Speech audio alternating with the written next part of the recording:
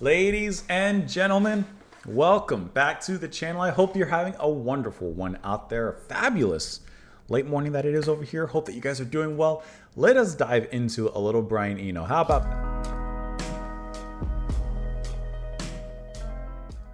Hope you guys are doing well on this beautiful day that it is. Super nice and chilly here. Listening to a little Brian Eno. Before and after science, we are going to listen to this particular track here that was suggested and sponsored. Here he comes. Before and After Science, fifth solo studio album, released 1977. We're listening to this track because it was suggested and sponsored by Mark. Thank you so much for the recommendation. Thank you for the support as well.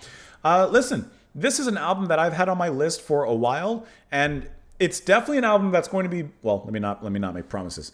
It's an album that I definitely will be doing a full album listen at some point. But I have over 200 or something other albums as well on my list. I'm just always trying to kind of gauge them out. But yeah, this album has come highly suggested, highly recommended. I'm really excited to get into this one, especially after Green World. That was a really cool album, and so I'm curious to see how this one stacks up and compares. But for now, let's go ahead and dive into this particular track. Here he comes. This is going to be starting off the second side of the album. So let's go ahead and dive on in. We'll discuss it a little bit after. If you're wondering why all this mess behind me, I was using my stand, whatever this is. I was just using it to organize and prepare Christmas presents for my wife. So that's why it's a little bit messy. But what can you do? Here he comes. Here we go. Here he comes, the boy who tried to vanish to the future or past is no longer here with his sad blue eyes.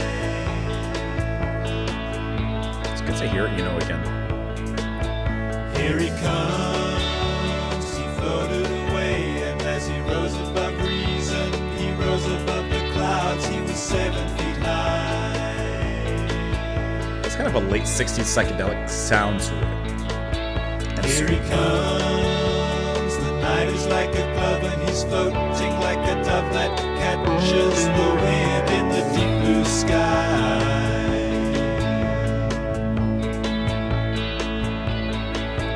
Here he comes, the boy who tried to vanish to another time is no longer here with his sad blue eyes.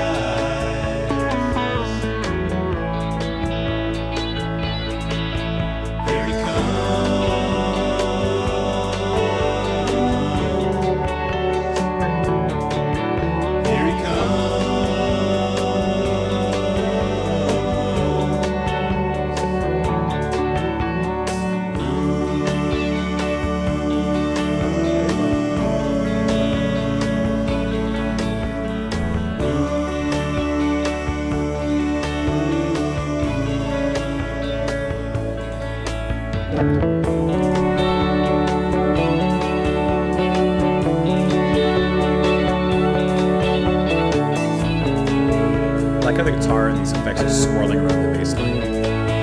It's a nice sound in a room.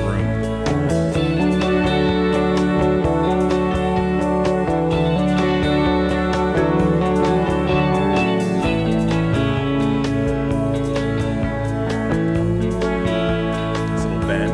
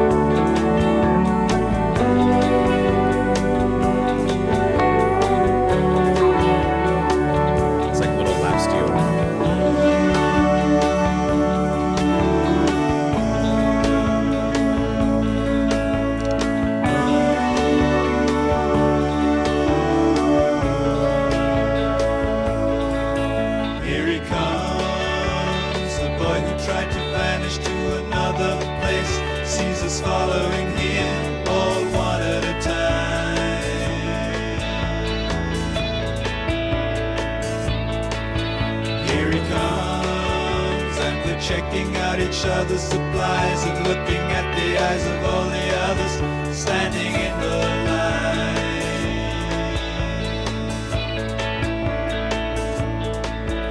Here he comes, the night is like a glove and he's floating like a dove with his deep blue eyes in the deep blue sky.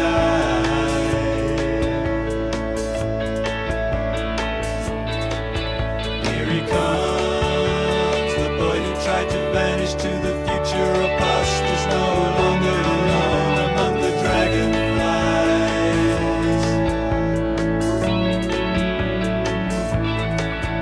Here he comes. It's radiant. Here he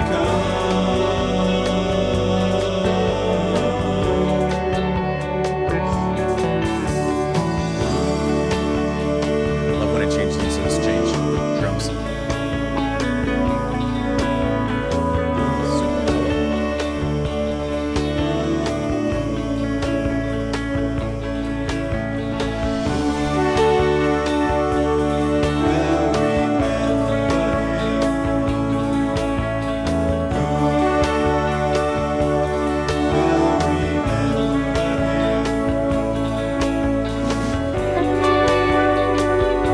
Oh, snare roll.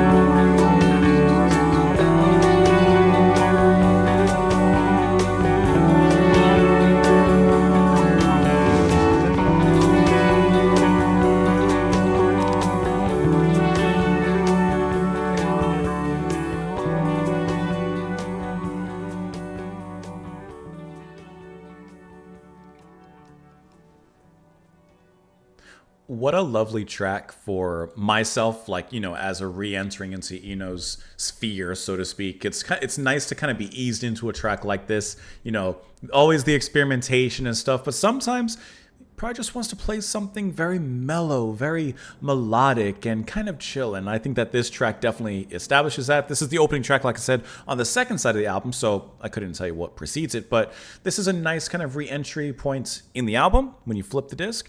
And as well for me, like, it's a nice re-entry into, like I said, his particular brand of music and such. And I love how shimmering and shining the guitar is here, performed by Phil from Roxy Music Manzanera.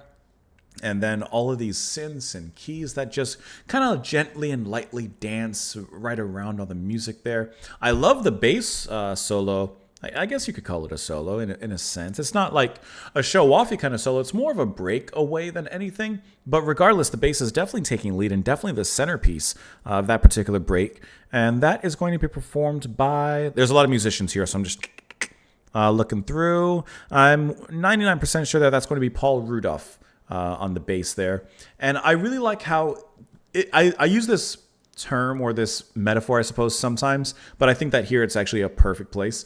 The bass is the spine of that break, and then all the shimmering guitars, the radiant keys that just kind of, like I said, dance around it. That is the flesh. That is everything that's just adorning and surrounding the bones of that bass. And it was just a really, really lovely period right there because of how like thick and dense and upfront the bass was, really being that foundation for the other atmospheres to kind of play around. And in a very light way, like I said, I'd kind of be pushed and hard pressed to call it a solo, but I mean, who cares, right? Who cares what it's called? It's a great little moment there. I like how Eno sings in here. The whole song, especially in the beginning, what I kind of notice, it sounds like it has a kind of a late 60s psychedelic scene to it. I like the way that he kind of rambles on with the verse. Like he just kind of, in a more positive light, but kind of word vomits it out, lets it all go. And then when he's done, let the music play. And then he comes back in, sings along, then lets the music play. And I like that kind of balance there. I'm trying to find something so you might understand visually what I'm kind of feeling. But the whole song, I can't help it. Anytime I'm listening to music in general, I can't help but always visualize something. in my mind. So it's just sometimes easier if I like share with you what I'm visualizing. And this, let's see if I can find a video. I can't. Yeah, this is like what the music makes me think of. It's kind of the scene. Hold on, I don't need people walking around. It's just kind of the scene that like the music makes me think of. That's not it. I can't. Can I mute this? How do I mute this? Can I full screen it? Like, let me get the music up here again. This is gonna be so silly. But it makes me think of like this. Like, close enough. Okay, I didn't need to do all that. I didn't need to do all that to explain how the music made me feel like the arrangement of it all was like shining light reflecting off of, you know, the ocean as you're looking at a sunset, because it feels like an ending, although you could argue that this is a beginning because here he comes. Okay, so that's going to be beginning something, some sort of event. And then, of course, once again, this is beginning and opening up the second side of the album. I didn't need to search for a video of sunlight reflecting off of an ocean, and yet here we are. And yet here he comes. Transition to the lyrics. All right. Here he comes. The boy who tried to vanish to the future or past is no longer here.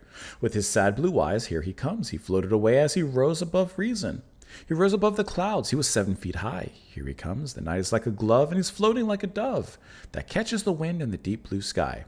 Here he comes. The boy who tried to vanish to another time is no longer here with his sad blue eyes. Here he comes. Well, he's no longer here, but here he comes. Interesting. Is this a return trip? Here he comes. The boy tried to vanish to another place. Sees us following here, all one at a time. Almost kind of giving a time travel kind of thing, or looking back, but looking towards.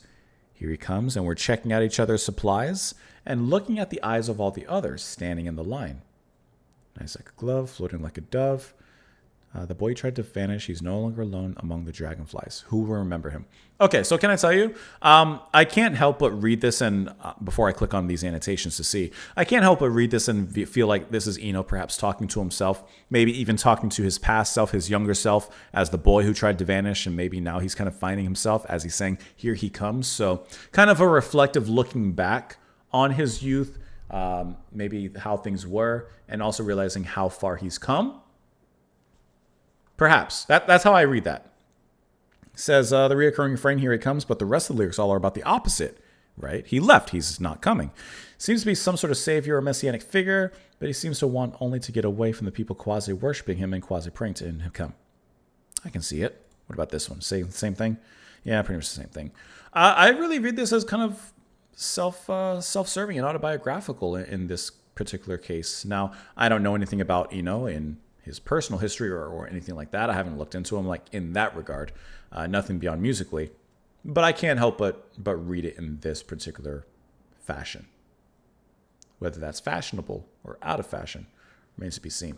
Let me know what you guys thought of it, of course, in the comments down below. I appreciate you all watching. Mark, thank you so much once again for the support and the recommendation as well. Like I said, at some point, we'll definitely be covering this album, but do not hold my feet to the flame in looking for a particular date. It'll come when it comes. There's no way to properly do it. Have a wonderful rest of your day. I'll see you all later.